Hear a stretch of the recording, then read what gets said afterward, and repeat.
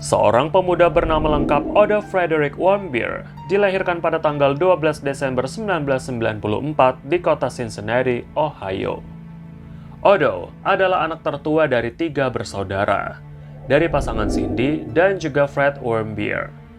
Dia datang dari keluarga yang sangat kaya raya. Bahkan bisnis ayahnya pernah masuk di majalah Forbes tahun 2015. Dari kecil, Odo tak pernah kekurangan secara materi dan juga kasih sayang. Dia adalah anak yang sangat rajin belajar, sehingga dia menjadi siswa yang populer akan kepintarannya dan sangat cerdas di sekolahnya. Bahkan dia berkesempatan menyampaikan pidato kelulusannya di sekolahnya.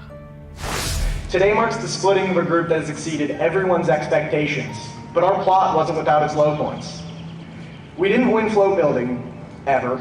And we may have been the first class also ever at Wyoming to not win the All-CHL Sports Award. As a group, we're stronger than anything right now. Setelah dia lulus dari Wyoming High School, pada tahun 2013, dia mendaftar di University of Virginia, yang merupakan salah satu kampus paling sulit untuk dimasuki. Di sana, dia mengambil jurusan perdagangan dan ekonomi. Dalam waktu yang bersamaan, dia juga belajar di London School of Economics, kota London, dan melakukan riset di bidang valuta asing. Odo adalah seorang penganut Yahudi yang taat mengikuti kepercayaan ibunya. Dia tergabung dalam beberapa organisasi dan juga sering bepergian ke luar negeri untuk menjelajahi seluruh negara. Karena pada dasarnya, dia memang sangat tertarik mempelajari budaya lain. Sebenarnya, pada awal tahun 2016, Odo sudah dijadwalkan akan melanjutkan pendidikannya di Hong Kong. Tapi, sebelum dia berangkat ke Hong Kong untuk memulai pendidikannya, dia mengambil keputusan berani untuk mengunjungi negara paling misterius dan paling tertutup di dunia, yaitu Korea Utara. Tidak heran lagi bagi orang Amerika untuk melakukan perjalanan yang berbahaya.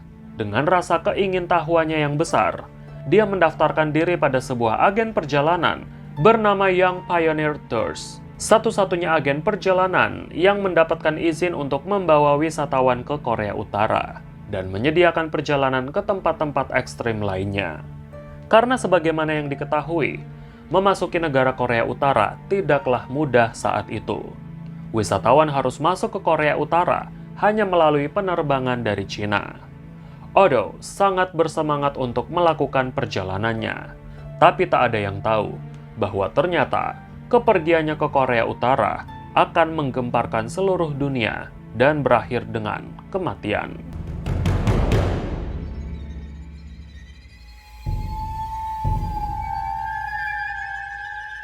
Odo berangkat dari Amerika Serikat pada tanggal 28 Desember 2015 dan sesuai dengan ketentuan yang berlaku bahwa penerbangan ke Korea Utara hanya terbuka dari Cina.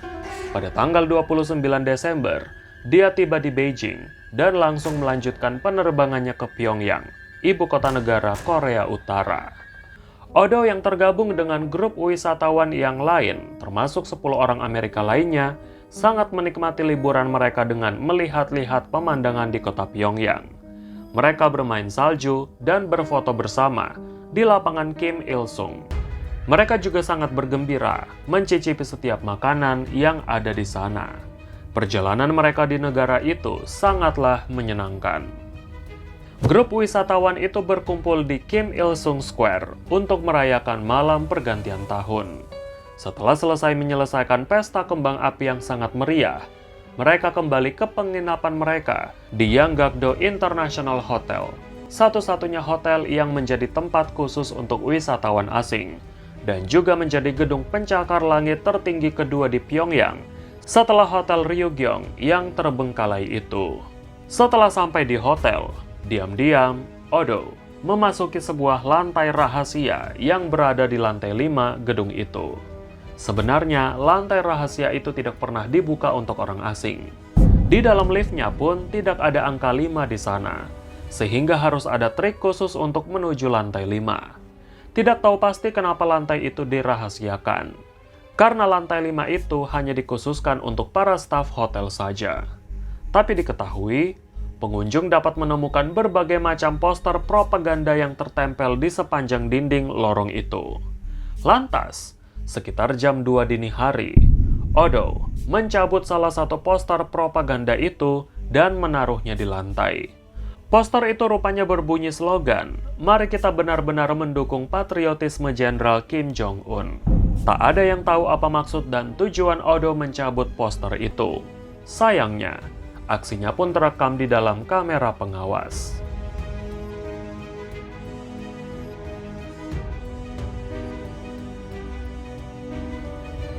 Keesokan harinya, masih hari kedua di tahun yang baru, Odo dan semua anggota grup wisatawan itu dijadwalkan pulang kembali ke Cina.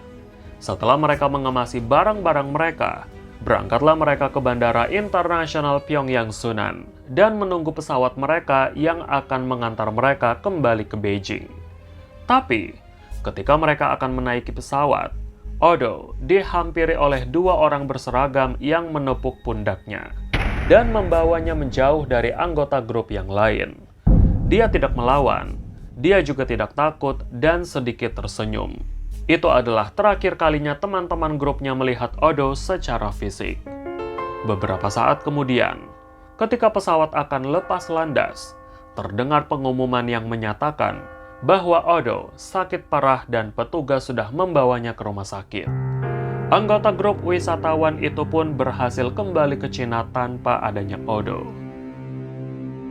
Beberapa hari kemudian, pemerintah Korea Utara lewat perwakilan kantor berita pusat Korea mengumumkan penahanan terhadap Odo Warmbier karena sudah bermusuhan dengan negara itu.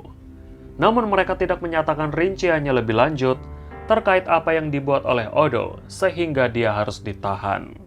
Cindy dan Fred yang mendengar bahwa anaknya ditahan langsung bereaksi dengan meminta pertolongan, mengingat Fred adalah orang kaya dan berpengaruh di Amerika. Untuk pertama kalinya setelah Odo ditahan, dia menggelar konferensi pers pengakuan bersalah. Dia pun membacakan sebuah surat yang diklaim sebagai pengakuannya sendiri. On the early morning of January 1st, 2016, I committed my crime of taking out the important political slogan from the staff-only area of the Yanggakdo International Hotel, aimed at harming the work ethic and the motivation of the Korean people. Dia juga menangis menyatakan rasa penyesalan dan meminta pengampunan pada pemerintah Korea Utara. I entirely beg you, people and government of the DPR Korea, for your forgiveness. Please, I have made the worst mistake of my life. Odo juga menyatakan tidak tahu sama sekali bahwa tindakannya merobek spanduk propaganda itu adalah sebuah pelanggaran besar di Korea Utara. Memang dilaporkan banyak sekali poster dan spanduk propaganda yang dipasang di sana yang isinya sebagian besar menjunjung pemimpinnya dan menyatakan permusuhan pada Amerika Serikat. Dan tak ada satupun warga Korea Utara yang berani merobek, menurunkan, bahkan hanya menyentuhnya saja. Karena hal itu dianggap sebagai tindakan perlawanan pada negara, terutama pada sang pemimpin. Selain rekaman itu, otoritas Korea Utara menyatakan mereka memiliki bukti lain, yaitu sidik jari dan keterangan para saksi. Odo juga mengklaim bahwa aksinya mencuri poster propaganda itu tak jadi dilakukan karena posternya terlalu besar. Dan dia juga mengklaim dia melakukan pencurian itu atas dasar perintah gereja Metodis di kampung halamannya, perintah dari perkumpulan rahasia di University of Virginia, dan juga perintah dari Badan Intelijen Pusat Amerika. Namun klaim itu dibantah oleh masing-masing pihak yang disebutkan. Pihak gereja Metodis juga menyatakan tidak memiliki kepentingan apapun terkait poster propaganda itu, dan sama sekali tidak mengenal Odo Warmbier karena dia adalah seorang penganut Yahudi dan bukan bagian dari anggota gereja itu. Para pengamat yang berada di Amerika juga merasakan banyak kejanggalan ketika menonton konferensi pers Odo. Menurut mereka, secara tata bahasa, teks yang dibacakan oleh Odo sama sekali tidak mencerminkan tata bahasa yang biasanya dipakai oleh orang Amerika secara tertulis. Dan hal itu dicurigai sebagai pengakuan yang dibuat di bawah tekanan, atau pengakuan yang dibuat oleh pihak Korea Utara untuk dibacakan oleh Odo. Pengakuan Odo yang mengklaim pencurian poster itu atas dasar suruhan juga dinilai tak masuk akal. Orang tua Odo, Cindy dan Fred, memohon kepada pemerintah untuk melakukan segala upaya agar anak mereka bisa terbebas. Sayangnya, saat itu, Amerika masih berada di bawah kepemimpinan Presiden Barack Obama yang sangat bermusuhan dengan Korea Utara. Namun pihak Gedung Putih tetap melakukan upaya dan negosiasi walaupun mereka kerap ditolak oleh Korea Utara.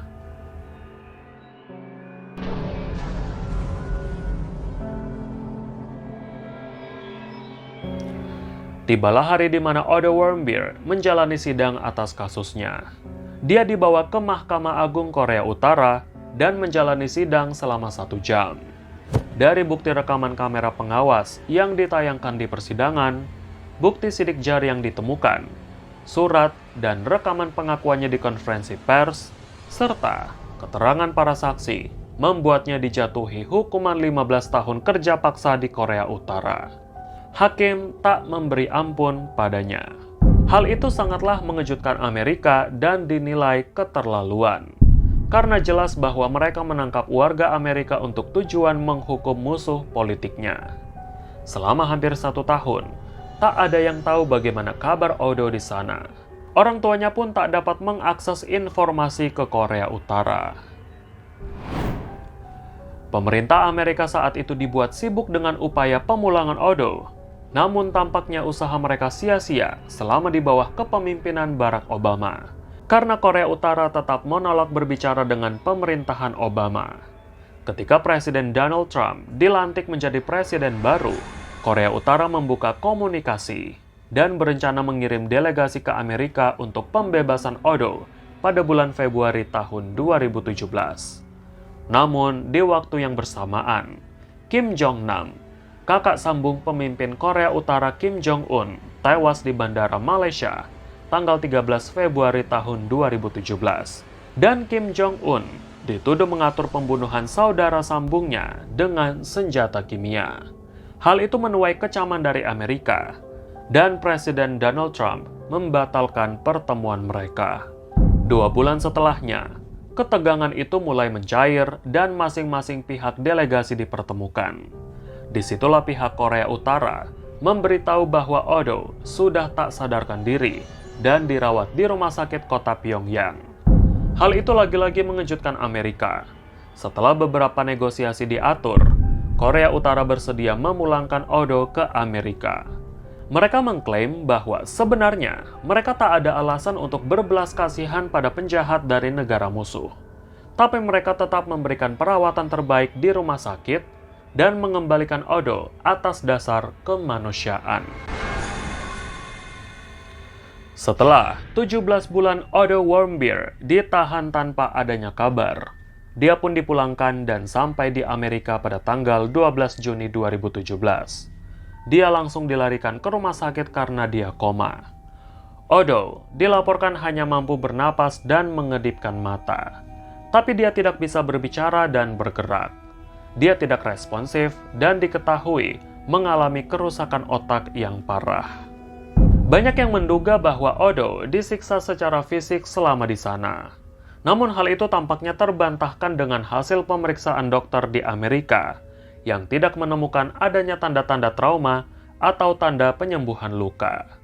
Pihak Korea Utara tiba-tiba menjelaskan bahwa Odo dilarikan ke rumah sakit sehari setelah persidangannya. Padahal, pernyataan itu tidak pernah diberitahukan sebelumnya. Mereka juga mengklaim kemungkinan Odo sakit karena terlalu banyak meminum pil tidur dan dia mungkin mengidap penyakit botulisme, yaitu sebuah keracunan langka dari salah satu jenis bakteri. Namun, sekali lagi, pihak rumah sakit di Amerika tidak menemukan adanya bukti yang menunjukkan Odo mengkonsumsi pil tidur atau mengidap botulisme. Spekulasi semakin berkembang ketika Odo diduga menerima suntikan cairan kimia yang merusak otaknya. Hal ini dikaitkan dengan kematian Kim Jong-nam yang meninggal di Malaysia karena cairan kimia. Namun semuanya tak terbukti. Odo hanya bisa hidup dengan bantuan alat pendukung dari rumah sakit. Karena tidak ada tanda-tanda kesembuhan, orang tua merelakan alat pendukung yang terpasang itu dicabut, sehingga Odo meninggal dunia pada tanggal 19 Juni 2017, atau seminggu setelah pembebasannya. Kematian Odo mengundang kesedihan seluruh penduduk Amerika. Ucapan belasungkawa datang dari beberapa pemimpin negara, termasuk Presiden Donald Trump, juga membuat acara khusus untuk mengenang Odo Warmbier.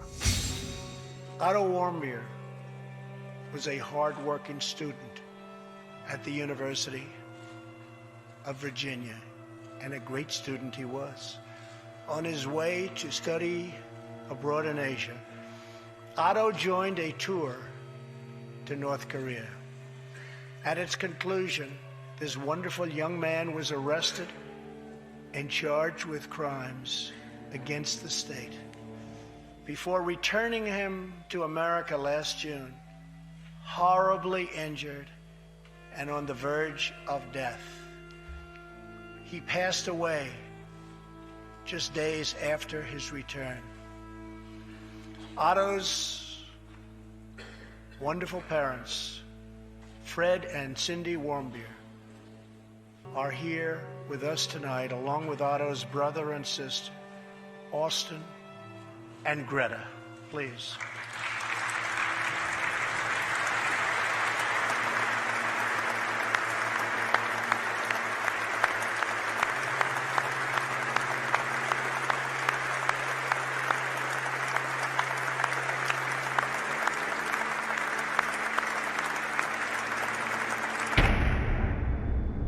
Tanpa adanya proses autopsi, dia pun dimakamkan di pemakaman Oak Hill di Glendale, Ohio.